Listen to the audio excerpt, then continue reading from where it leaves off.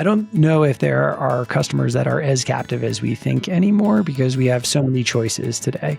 And I think for a small business owner, they're not going to accept something being subpar or not perfect when, there are pretty good options out there today. And what is starting to emerge and that more business owners are becoming aware of are these types of AI solutions that start to check a lot of these boxes for them.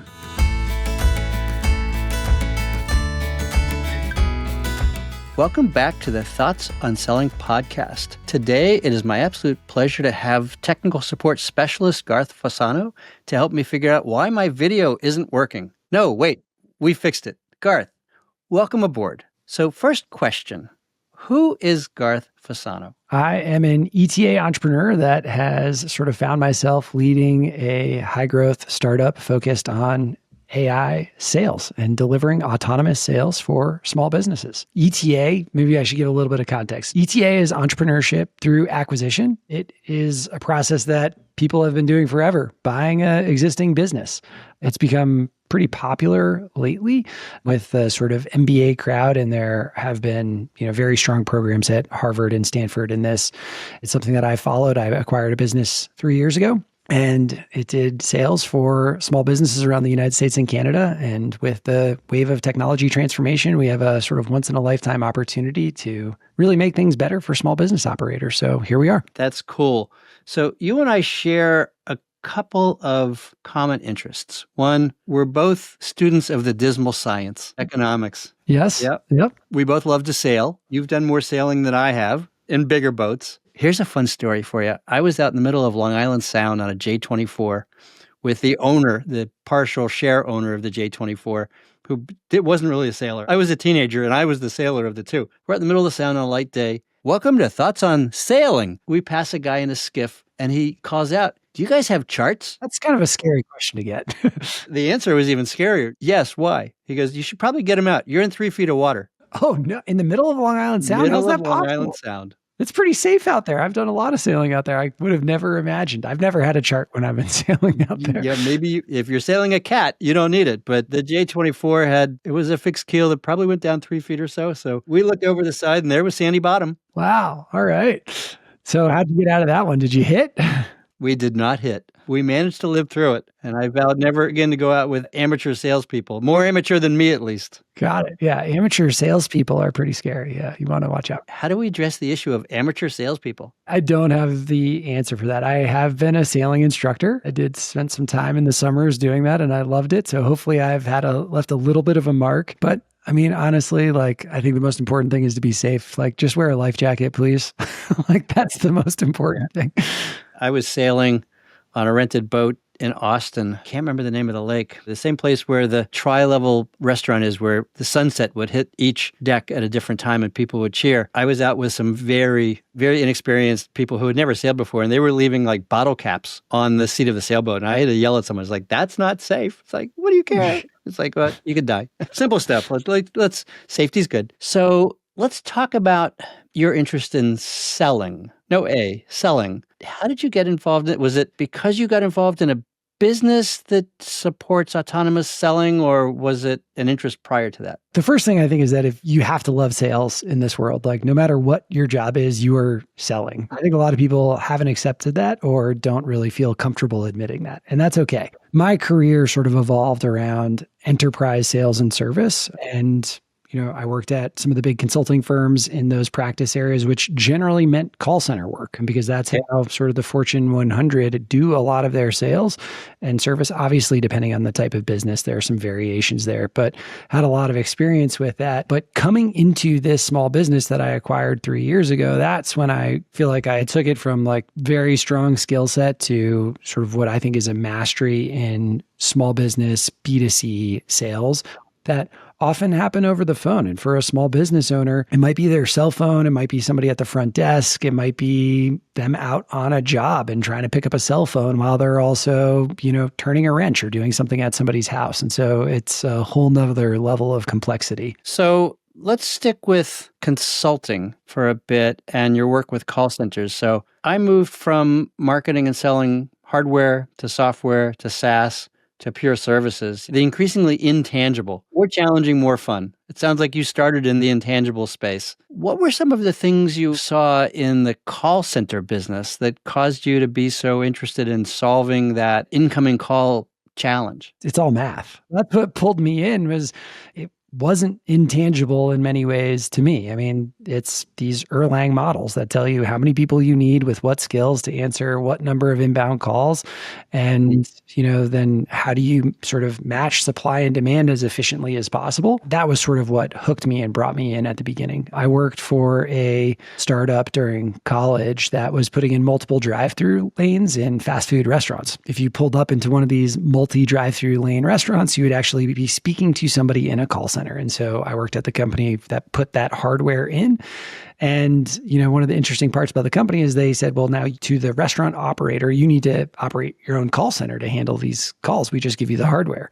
And a lot of restaurant operators didn't know how to run a call center. And so staffing was one of their biggest issues. And so I got sent in as an intern to go help them run the staffing of this 30-seat call center for the summer. And sort of I built these Excel models using Erlang formulas to help them optimize for that noon rush, which is one of the biggest factors in a fast food restaurant's profitability. And so these weren't outsourced call centers. These were in company. These were in-house. Eventually, that company did offer the call center solution as well. So sort of had an outsourced solution. And, over time, I also worked at one of the larger BPOs that outsources this type of service as well. So I had a lot of experience in that area over time. How beneficial is the outsourced model from a financial standpoint? Is it half as expensive on an overall basis? What's the difference? It all depends on the geographic area that you're picking. I mean, if you're going from onshore, in-house to offshore, let's say in the Philippines, it's going to be a significant cost difference. Now, because this is all about selling, I think a lot of organizations are pretty afraid and reluctant to outsource that sales function because now you're really putting your revenue generating activities into somebody else's hands. So that's a little bit more uncommon, but BPOs are building up those practice areas too. Yeah, the person who's been waiting in line at XYZ sandwich place or coffee place for 20 minutes, they're not going to pull up to the microphone and go, change my mind. They're relatively captive. And whether the person has a perfect American accent or, the audio is a little bit scratchy or the person doesn't, fumbles through it, they're still buying the sandwich and fries and drink. So, Garth, we were talking about the difference between kind of the captive audience that drives up and says, I want a burger, and how to handle that on an autonomous basis or agentic basis, and the opportunity to effectively manage incoming inquiries, sales inquiries, telephone inquiries that could happen at any time, day or night for a smaller business that might be advertising on Facebook or somewhere else. And if you don't answer that call at 3:00 in the morning, that's a lost opportunity. Exactly. That type of thing matters more to some types of small businesses than others. I think let's pick a random service that comes to mind, like dog training, for example. If you miss that call, probably not that important. In a restoration business that does water damage, it might be really, really important. You get one shot. You get one shot because if there's a flood in the basement and you don't pick up the call at 3 a.m., then they could just call the next person down the list in their Google search. And, I have friends in those types of businesses and, they have a on-call phone and one of the three owners always has that phone with them 24/7. Interesting. So there are personal workarounds that affect quality of life for the small business owner in the interest of capturing that this call is urgent and whoever answers first is the one that gets the business. Exactly. Now, I also think, though, in your sort of captive in that drive-through or subway example, I don't think that customers are as captive as you may have implied there as well. Yeah. Say more about that. Well, I think there's a couple issues. Like the business, I worked at that was doing drive-through ordering. If you slowed something down because someone's accent wasn't appropriate, or maybe they didn't understand a local custom, then, you're actually going to disrupt that process flow. That car might be sitting there for an extra 30 seconds. And that's If that happens every single time, that becomes 15 fewer orders in that hour increment. And then similarly, if the line is long out of a Subway shop, like who's waiting? They're going to the next place. Like, so I think that I don't know if there are customers that are as captive as we think anymore because we have so many choices today. And I think for a small business owner, they're not going to accept something being subpar or not perfect when, there are pretty good options out there today. And what is starting to emerge and that more business owners are becoming aware of are these types of AI solutions that start to check a lot of these boxes for them. And so availability is just one piece. Absolutely. It's not, can this phone be answered, but how is it answered? And what level of skill is it answered at? In my experience, the entry-level salespeople are put on inbound calls and outbound calls, and it's looked at as a learning ground or teaching space for them. They screw up here, they learn the lessons, and then they become field salespeople. Absolutely a training process in the call center world. What I would typically be doing is putting a new agent in a call center environment on outbounds first.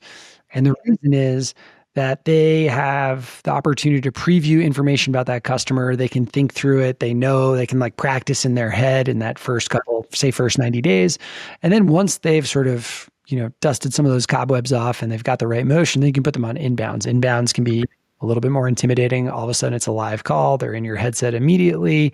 You may not have as much information about them. So you've got to gather that. You're talking to them, trying to run through a sales flow or a script. Meanwhile, you're also like typing information furiously into a CRM. Like we've done this for decades like that. And let's be honest, that's just crazy to me, Lee, that we're still doing that way. That companies still do it that way. That's insane.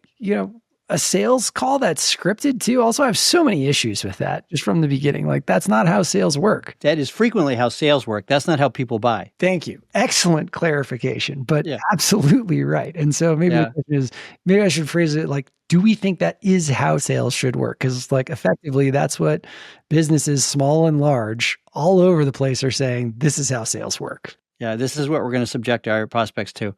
When I was training inside salespeople, I would have two conversations with them. First, let's discuss the difference between being an amateur and being a professional.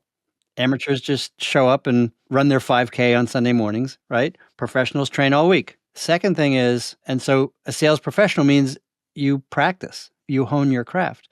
The second thing is, and this was at Oracle, and I said to these Oracle inside salespeople who were class of, right? In May, they were at senior week. In June, they're wearing red Oracle t-shirts. I would tell them, you may be the first touch of the brand that this customer ever has. You are creating a brand experience for them that they've never had before with this company. So behave accordingly. They would usually get that, and sometimes they actually acted on that. And then I had the experience of running a power hour. We would practice, we would work on our openings and all that. And I had a guy get someone on the phone, and he said to her, I see that you're working on a project. I have some thoughts about how you could make that project perform even better. And she said to him, rewarding him, you must have picked that up on my LinkedIn profile. I appreciate you doing your research. I've moved on to a different project. And Garth, you're smiling. The next question is, tell me more about that project. And how did the other project go, right? So you've got two threads to pull on. And this guy didn't have the experience of the pivot. And instead he said, oh, I'm sorry. Thanks. Goodbye. Oh no, never. I think there's that's one of the critical errors is getting them off the phone that way when you have an opportunity to ask questions that are not telling you to go away. Never hang up. Never hang up. I mean, never hang up. but let's also dig into that because in the call center world, that was 100% the answer. If you are trying to get a sale, never hang up. Always ask another question, keep the conversation going. And that does have a pretty strong conversion rate relative to someone who doesn't ask for the close 3 times. The conversion rate differences are very clear. But is that really what a customer wants all the time? And I think that those are some of the things that we need to start to uncover is maybe more so in this small business area, Oracle sales might be a little bit different, but in small businesses, there isn't a ton of information on their website. You're trying to understand if it's a good fit for you or your family or your home or whatever that is. And so you need to talk to someone to get information about that business out. And once you've got the information, you sort of know, is it a good fit? Is it not a good fit? Or do I need something further? Do I need to get transparency about some other part? And so I think that a lot of this in the small business space is how do we effectively make this information available to consumers so that we can empower them to make the right decisions for themselves? Yeah, so it's the whole concept of, at some level, sales self-service, whether I'm going to look at the website and look at the frequently asked questions, or whether I want to ask a focused question of a human being. I was on the phone a couple of weeks ago with my insurance company. I was on hold, or I was waiting to get in. The ATS said, would you like us to send you a text so you can do this online, right? And save time. It's like, one, I'm not of that generation. Two, I'm traveling at 40 miles an hour. Yep. I think voice is back. Like, I think a lot of companies and their entire thesis is built around like, let's not bring this to the phone. Like, let's take food ordering, for example, DoorDash, Uber Eats. Their whole thesis is you don't want to pick up the phone. We want to make it easy for you to order in this platform. But, if we can make it even easier for a consumer, if we can make it as easy as that experience is via voice for a consumer, then they would probably prefer that. Like, because they can be traveling at 40 miles an hour. I could get on my bike, start riding to the restaurant to pick up the food and call in and make the order versus stopping my life, not spending time with my wife and daughter at home. I could do it all at the same time. Absolutely. The edge case is unusual, right? So my wife has to say, are you sure this is gluten-free? Yep. Of course it is. Yes, but are you sure? Well, no, we use malt vinegar in our sushi rice. So it's not gluten-free. Right. Oh, why? Does that make a difference? Yeah, a lot. If they're in a menu, they can be captured with data. And and then voice can uncover those. I guess the question is like, are you asking like maybe does she trust an AI voice tool or does she trust, the app ordering experience and feels like she really needs to talk to a human? Yeah, she does not trust the app ordering experience, and neither would I. When it comes to a matter of health like that, you're bringing up an interesting topic, and that is some people perceive, the mythical some people perceive that AI-based communications is at the bottom of the value chain because it's just a dumb computer reciting scripts. And Garth, you're going to tell me that's not it at all. And in fact, it's way higher in the value chain because it can, and I'm putting words in your mouth now, it can instantly research that incoming call and a caller and come up with a series of hypotheses that it can very quickly test, even as the phone's ringing or as soon as they pick up. Exactly. I think that so many folks believe exactly what you just said. And there's a lot of good data points for them to think that. There are a lot of bad AI tools out there, and they're giving us all a bad name too. But I think that the reason that is happening is because a lot of people don't have a good experience with AI. It doesn't actually work. An example of that is I have a friend who, I can't remember his car insurance company. He got a new car. He called them up. He spoke with AI for the entire interaction, got a new policy. And then I can't remember how he found out, but like a week later, he was driving and he needed his insurance card. And luckily it was not because he had been pulled over and he had no insurance. and he had to call in. He called his agent, he talked to a human and they said, yep, we see the entire record that you did this, but it just like didn't go through. And so there are reasons why AI is getting a bad rap. And by the way, a lot of what gives AI a bad rap, I think, is just the call decision tree. It was long pre-AI. It was just a series of business rules that were written. Had nothing to do with AI. And Garth, when were those developed? Probably 1980. Yeah, I was thinking about the same time, yeah. Like an IPR decision tree, like that stuff hasn't changed much in a long time. And it's because a lot of companies are taking AI capabilities and jamming them into legacy workflows, and they're not working. So what the studies have shown is that if you can replace the entire workflow, AI is working better. But to get back to the point about sales is having been an outsourced sales provider, the customer's biggest complaint is consistency. They want the best agent doing sales for them on every call, every time, always, 24/7. And they want that person performing at their peak.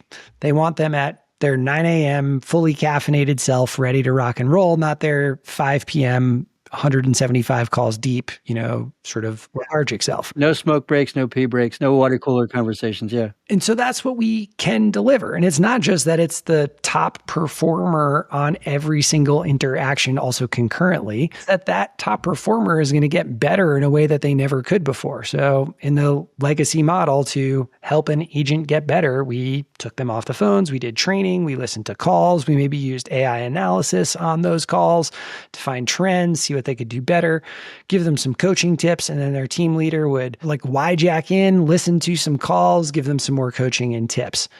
Now that is all going to happen automatically, autonomously, and it's going to pick up on data points that we have never been able to understand before through pretty unsophisticated jacking techniques. And even top performing organizations were maybe monitoring 3 calls a week, 3 calls a month per agent when they're doing hundreds. That's just not enough. And there's no manager bias, right? Managers always hear the absolute objective set of data coming in. It's just crazy to think that we're not going to get better, quicker using data points that we've never used. What about tone of voice at certain points in the call? What about the speed that someone's talking at? And putting actual numbers on this, oh, hey, when someone uses this type of tone, asks these types of questions, maybe has this type of pause and the way that they're speaking, that means this, then do this.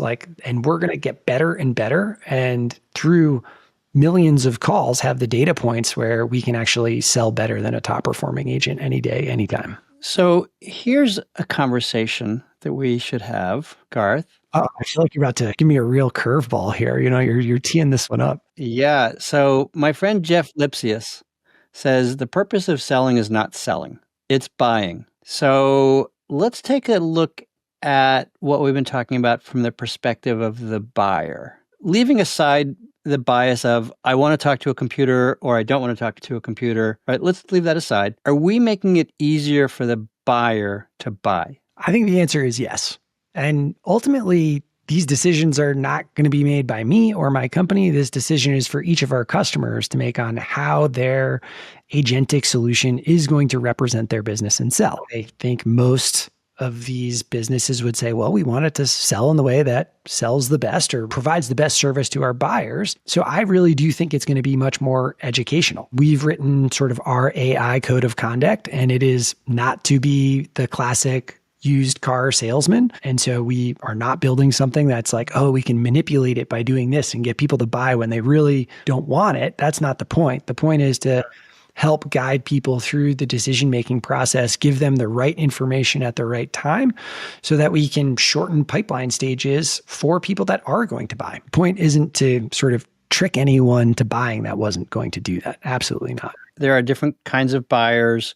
Some I just want the price. I already know all the details. Just give me the price. Some are make me feel good. Some are I need to drill down on all the details. Salespeople generally show their bias based on their own buying habits. If I'm an analytic buyer, all of the things being equal, I'm going to tend to be an analytic seller. I'm going to make an assumption that my buyers buy the way I want to buy, which is not correct. It's just not correct. And an agentic approach should, and again, I'm putting words in your mouth, potentially, an agentic approach will identify the buyer model, the buying model, and engage to match. Exactly. So it's probably way even worse than that in small businesses. It's not like they even have different approaches or think about where they are in the buying cycle. It's hey, this person called because they've got water in their basement. Here's my approach, bam. And just repeat, instead of meeting that buyer where they are, what they know about the business, all these other things. And so what we're doing is applying lead scoring rules to both give you sort of a likelihood to help you determine that. And then you can also, like you said, figure out what are the characteristics of this customer that's going to, what is the way that they want to purchase and how do we apply that framework for them? And the beauty is not oh, well, so-and-so is our best person to sell that way. Let's get them over to that person. Nope. Immediately we can switch into that mode instantly. So yeah, the whole world is about to change with this. This is going to get very, very different, very, very quickly. And I think to your question of does this benefit the buyers or are we selling in the way that buyers want? The answer is absolutely. It's going to be better for buyers in the long run too. So the good news is that OSHA won't require that these agentic solutions take half-hour breaks every 3 hours, right? That is also a plus. I am definitely in favor of breaks for employees. For live people, yeah. Yeah, but managing break time across multiple states is another that's a hard thing for a small business operator to do as well. That's very complex. Yeah. When I was first consulting on inside sales at IDC, I came across that inside salespeople are a protected class by OSHA and literally are required to take breaks every so often. And, typically non-exempt and, they get overtime for staying after 5 or they get overtime for going out for pizza with the team, that kind of stuff. I don't know how aware smaller businesses are in that perspective. Probably not because their role inside of a small business, it's generally the owner or a field service rep for a bigger company, or it's, whoever sits at the front desk. It's like their job isn't inside sales. It's like you're the front desk person, you're the administrator, the office admin, and you answer the phone. So therefore you do sales. So you've mostly been talking about small business. What about call centers or inside sales organizations in larger businesses? All of the things that we've been talking about still apply there. From our company at Rainmaker, our perspective has been that is actually a little bit more of a competed space so far for agentic solutions. And the history of our company has been more small business focused. So that's where we've been oriented. That all being said, all of the things we're saying still continue to apply. AI tools are going to get better and better. Like they're performing at the worst they're ever going to perform today, and it's only going to get better. Garth, I'd like to say the same thing about my camera. Yeah, you have had some camera trouble, but for that one, I don't know. It might get worse. Usually, hardware degrades, right? You might need to buy. All this gray hair keeps appearing and more. I don't know where it's coming from. It must be the camera. Oh, you're talking about that. We're going to have some good editing, I imagine, but the camera has cut out a couple times now and then. So maybe that was what I referred to. You look fantastic. You're right. Garth, you look marvelous. There we go. But for enterprises, I think that there are a couple things that they need to think about. And it's how do you replace an end-to-end process versus augmenting in a specific workflow with AI? And that is actually easier for small businesses to sort of remove an entire process, put in a whole new one. They're a little bit more agile because they're smaller, usually sole owner. They can make these decisions and make it happen a little bit faster. I think at the enterprise level, one of the tricky parts is going to be integrating with their sort of legacy CRM systems. We already sort of poked fun at how you got to talk and type and do all these things at the same time. And so it is going to be interesting to see how that works out. And there have been some solutions like, Salesforce, for example, has done a big push with some, big actors on getting their agent out there. It's not that impressive. I'm pretty comfortable saying, I've tested it out. I've called it. I don't think it works that well, but, I think that they are probably focused a lot more on those back-end integrations so that they can fit into some of these legacy processes. And I think that that's going to limit adoption for enterprise players. So I think that they might want to look at some other types of tools. So in enterprise, inside sales is typically considered the gateway drug to field sales. You start in inside sales, you start as an SDR or a BDR, you make outbound calls, you take inbound calls, you get to know the customer base, you get to know the products, you get to know the language,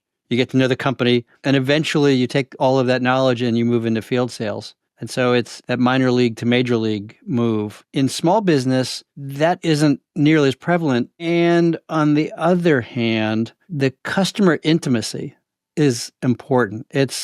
I talk with a customer and this is what they asked. Of course, the downside is this becomes, anecdotal data, right? I talked to one person and this is what the market is saying it needs. But how do you address any concerns about customer intimacy? I think that this goes back to having the best agent on every call.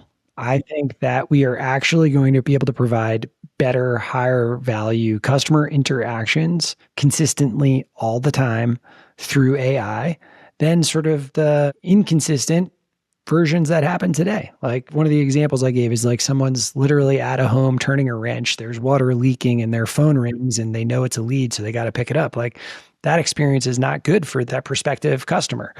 And a couple things that we've found with that customers when they have been taking their own calls versus coming onto a platform solution, typically they're discounting more often. And that's because they're like driving around. They got to get this person off. They got to get the deal closed. They offer the discount. Their conversion rates are lower because they're juggling other things. And you mentioned a really, really big one. They don't have a good visibility into all their data for a couple of reasons. One, it's a small business. So their sort of view of what's happening in their market and their industry is already relatively narrow because they're in a limited geographic area. They're a small business. So by definition, they don't have tens of thousands of customers. And, they hear one or two things in a week and they think they need to make this big pivot. I need to change my pricing. I need to do this different offer. I need to change my hours of operation. Like all these kinds of things come up. Our business had been involved, and it still is, in a franchise, and we've had about 90% penetration in that franchise for quite some time. And we have one of the best views of their market data across the United States and Canada. And so that's been very interesting because we've been able to leverage that data set to give incredibly good advice to our customers on how to operate their business, what needs to be changed, what doesn't need to be changed. And they get professional services from us where they ask a question and say, hey, like, it seems like I should do this. I had 2 customers that did this month. And we say, hey, like, we actually know that in total that happens X% of the time. Like, sure, it's your business. You can make that change if you want, but like across the entire data set, it doesn't seem like that's as big of a deal. And so uncovering this is going to be really, really important too. So you bring up a really interesting point. I'll introduce it by saying many small business owners don't have the time or experience to spend a lot of time in, BI and analytics, doing the what ifs or traversing the analytics maturity curve of tell me what I should do as opposed to tell me what happened. And you're providing that visibility as a service on top of the data collection, on top of the answering the phone and serving the customer. That's great because it makes it simple for that decision maker, the business owner, to see there's a trend here. I'm getting more and more calls at 2 a.m. because of XYZ. Here's the strategic business outcome. I need to staff up more technicians to be able to go out at 2 a.m. Exactly. Actually, what we believe is that, I don't know the exact timeline, but we're going to become effectively the customer source of record for a lot of our clients. Because, as we were sort of joking again about, talking, typing, all these things, all that customer data is going to exist in all of the interaction data that we're going to have. And it's going to be instantly accessible in a way that a small business operator, which by the way, is probably how an enterprise operator would want to look at it too, instead of pulling multiple reports, changing fields, looking at filters, looking at trending timelines, just ask a question in the way that they naturally would, like probably how you do of ChatGPT today. Like, hey, Rainmaker, how's my business doing this week versus last week? What's the latest shift in my conversion rate? And then just take it one step further. Why are we even asking our customers to ask? We should be proactively letting them know this. Hey, Lee, we saw over the last week, your conversion rate is down about 10%. The reasons are because of price objections. We suggest offering a discount, increasing it by X dollars through the end of the month.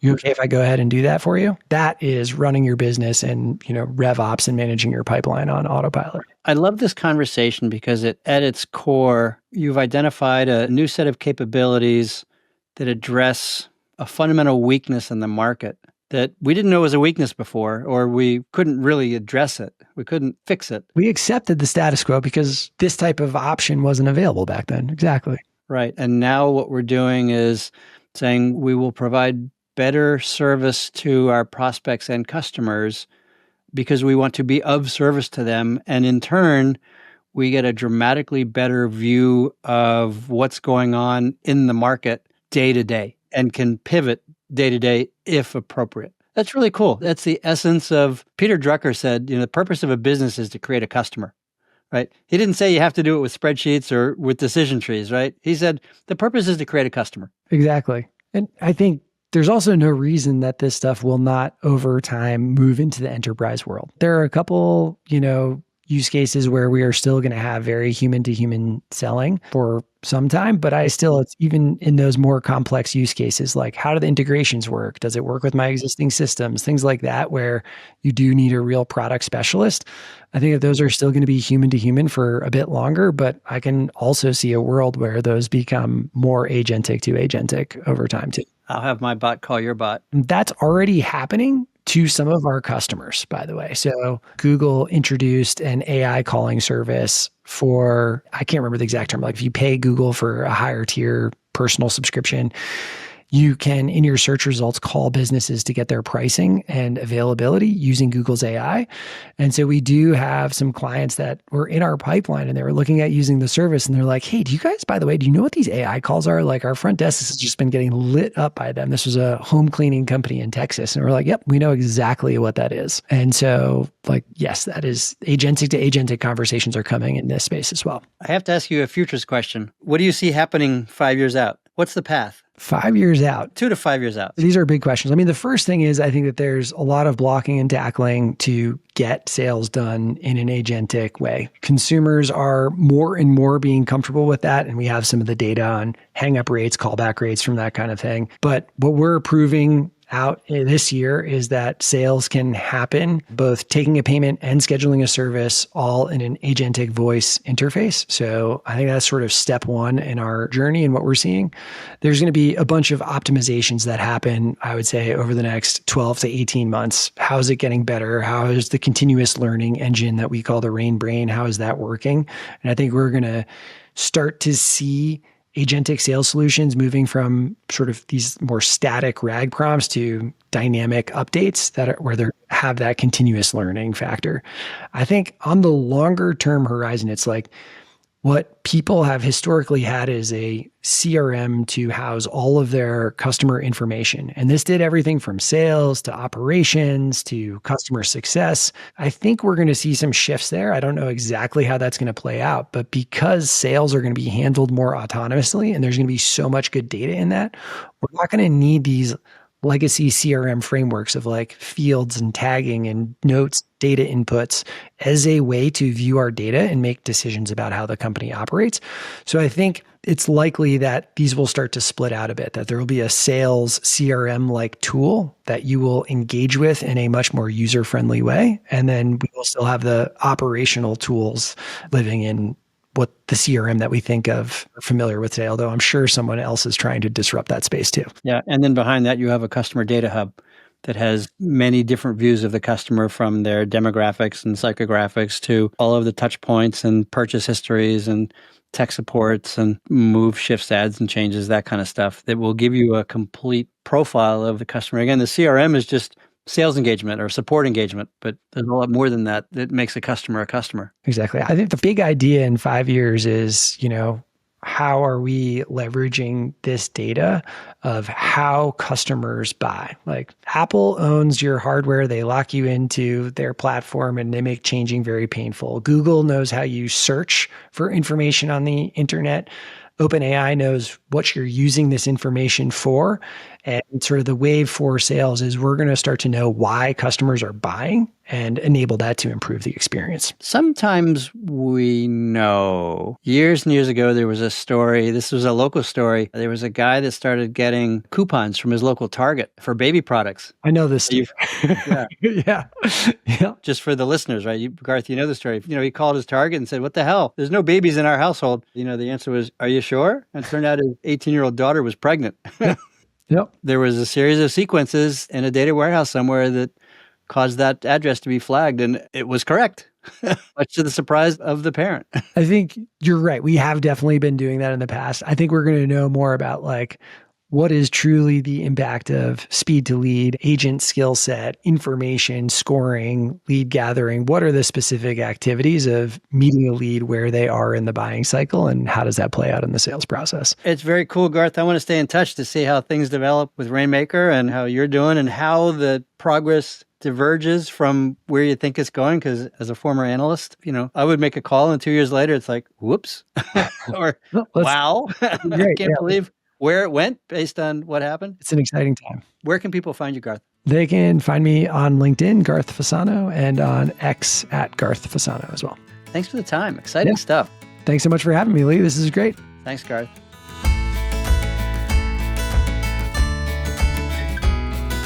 Another deep dive into the topic of sales excellence and the performance mindset. If you found this conversation interesting, I would appreciate it if you would share the podcast with a coworker or two. And to explore this topic in more depth, send me a note via the contact form on podcast.thoughtsonselling.com or find some time for us to talk at meet.acellergroup.com. Thanks.